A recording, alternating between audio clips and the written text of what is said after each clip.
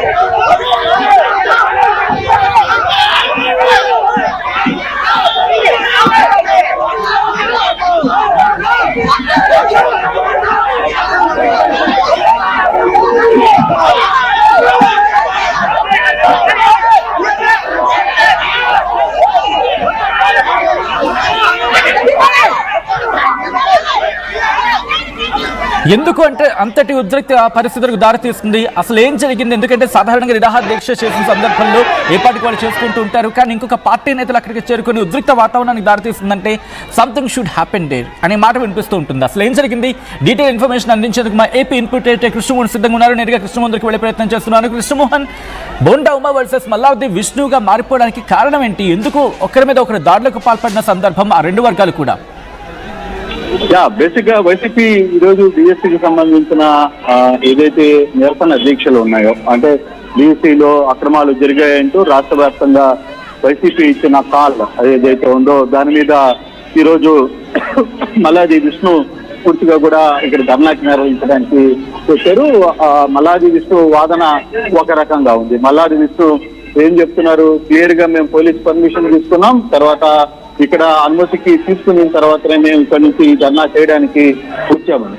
అయితే ఈ లోపల ఈ విషయం తెలుసుకున్న బోండా ఉమా, సెంట్రల్ ఎమ్మెల్యే బోండా ఉమా నేరుగా ఈ ప్రాంతానికి చేరుకున్నారు. ఆయనతో పాటే ఆయన అనుచరుల వర్గం మొత్తం కూడా దాడికి వచ్చారు. వీళ్ళు వేసిన టెంట్ ని, నిరసన వేసుకున్న టెంట్ ని, వాటిని తొలగించే ప్రయత్నం చేస్తారు. ఆర్టీవీతో బోండా ఉమా మాట్లాడారు. ఆయన మాట్లాడుతూ క్లియర్ గా చెప్తున్నారు, ఇది నిరసన జరిగిపోయిన సంవత్సరం రోజుల తర్వాత మీరు నిరసన తీసుకునేదానికి పూర్తి చేస్తున్నారు. ఓకే, మీరు నిరసన చేసుకుంటే మాకేం అభ్యంతరం లేదు.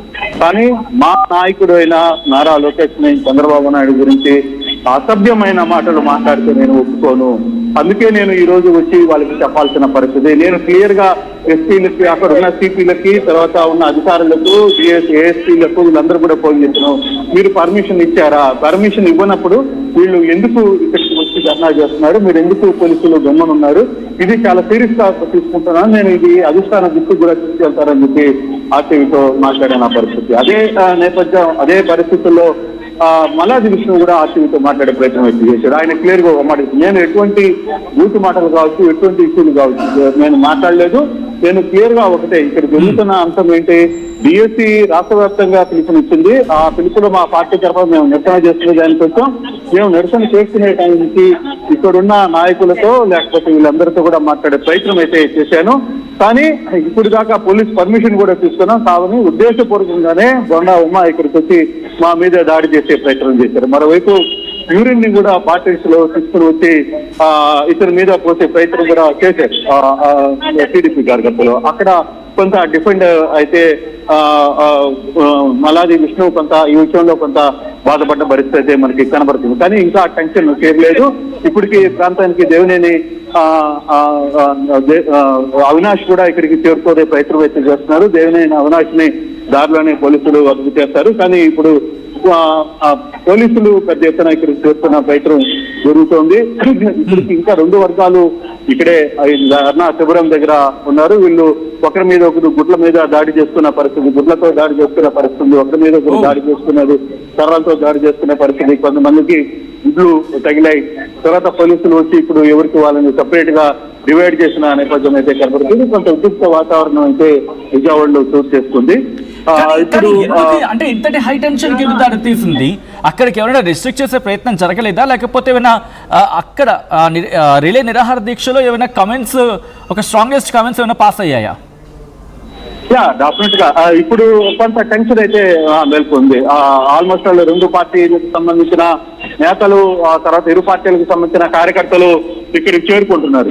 సో ఆ నేపథ్యంలోనే ఇది కొంత సీరియస్ గా తీసుకుంటున్న పరిస్థితి అయితే కనబడుతుంది. సో దీన్ని ఎంతవరకు ఇప్పుడు పోలీసులు 2 పార్టీలకు సంబంధించిన నాయకుల్ని పోలీసులు సర్ది చెప్పే ప్రయత్నం చేస్తున్నారు. ఆ సర్ది చెప్పిన తర్వాత ఏ విధంగా ఇది ముందుకు వెళ్ళబోతుందో కూడా చూడాలి. అంటే ఒక దశలో పూర్తిగా కూడా ఒకరి మీద ఒకరు దాడి చేసుకునే ప్రయత్నం చేశారు, గుడ్లతో దాడి చేస్తున్నారు, తర్వాత యూరిన్ బాటిల్స్ ని విసిరేశారు, తర్వాత ఒకరి మీద ఒకరికి దాడి చేసుకునే ప్రయత్నంలోకి వెళ్ళిపోయారు. సో ఈ యాంగిల్ లో ఇప్పుడు ఇది ఏ విధంగా నడవబోతుంది, ముందుకు ఏ విధంగా వెళ్తుంది అనేది చూడాల్సిన పరిస్థితి అయితే ఉంది. చాలా మంది నాయకులు ఇక్కడికి చేరుకున్న పరిస్థితి కూడా మనకు చాలా స్పష్టంగా కనబడుతుంది. వైసీపీ నుంచి కూడా కొంతమంది నేతలు ఇక్కడికి చేరుకునే ప్రయత్నం చేస్తున్నారు. మరోవైపు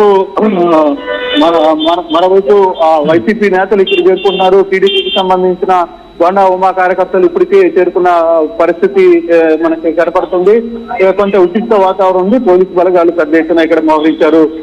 చూడాలి ఇది ఇంత ఆగిపోతుందా, లేదు దీన్ని పోలీసులు కాంతింపజేసి ఇక్కడి నుంచి పంపించే ప్రయత్నం చేస్తారా లేదా అని చూడాల్సిన పరిస్థితి మనకి కనపడుతుంది.